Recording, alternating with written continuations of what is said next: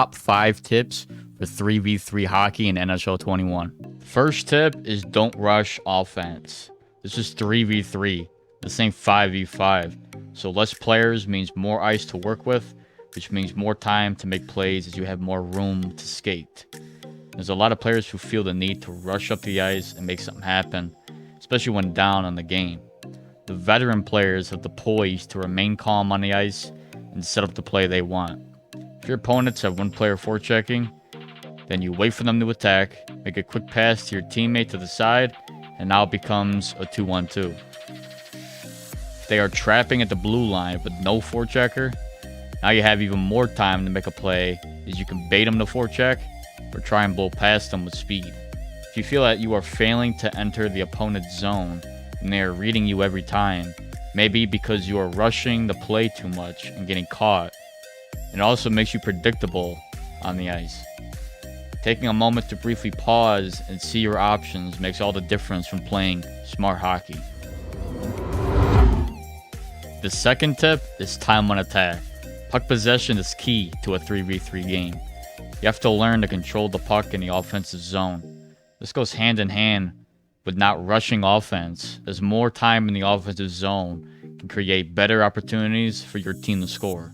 This will allow you to crack down on your opponent's defense and open up lanes to your teammates.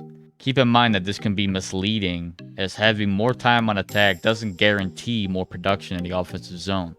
For some teams, all they need is to make a couple quick passes in the offensive zone and they can score.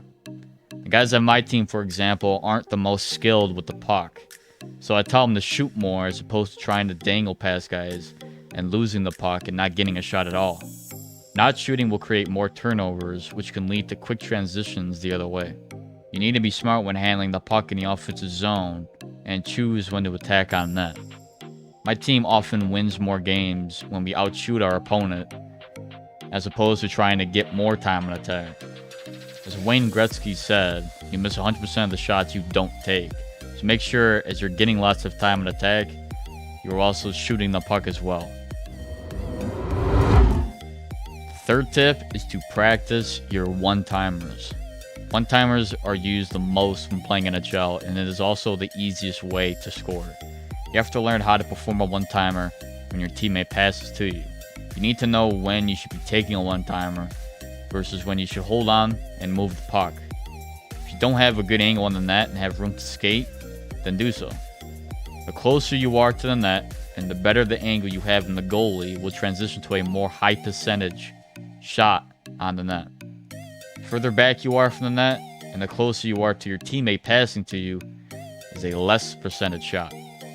Try not to overthink this, as sometimes the only option is to throw the puck on net. This can create rebounds to your team or a deflection as well if your teammate is in a good position.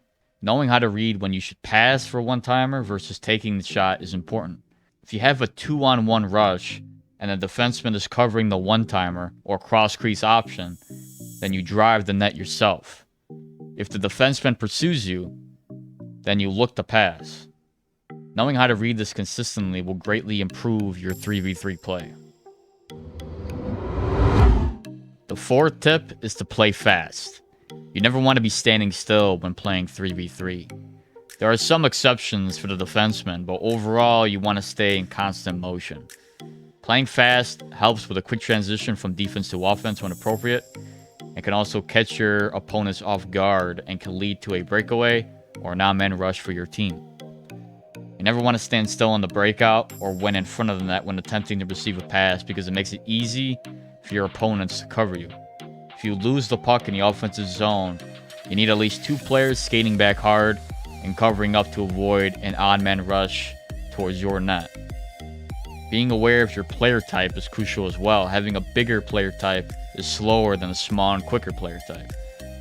This is especially important on defense, as you may need to leave the zone early to cover up if you are a bigger guy in order to keep up with those faster than you. Staying quick and having that awareness of where you need to be and how fast you are compared to others will help your team. The fifth and the most important tip is to understand your role on the ice. As a defenseman, you have to know that you are the last man back. If your teammates are in front of you, then your main priority is not allowing anyone behind you. You are at the point, the blue line, and that's it. Any breakaway is your fault. Now, that doesn't mean that you can't contribute or take the puck up the ice. If that happens, then one of your forwards has to cover the defenseman and become the last man back. You have to have the awareness and rotate appropriately. Your team should keep a triangle formation in the offensive zone. The only time you bunch up with another teammate is when you guys are crisscrossing and replacing each other in the formation. But always try to keep that triangle. Somebody at the point, somebody who has the puck along the boards, and somebody in front or behind the net to receive a pass. Play man-to-man coverage in the defensive end.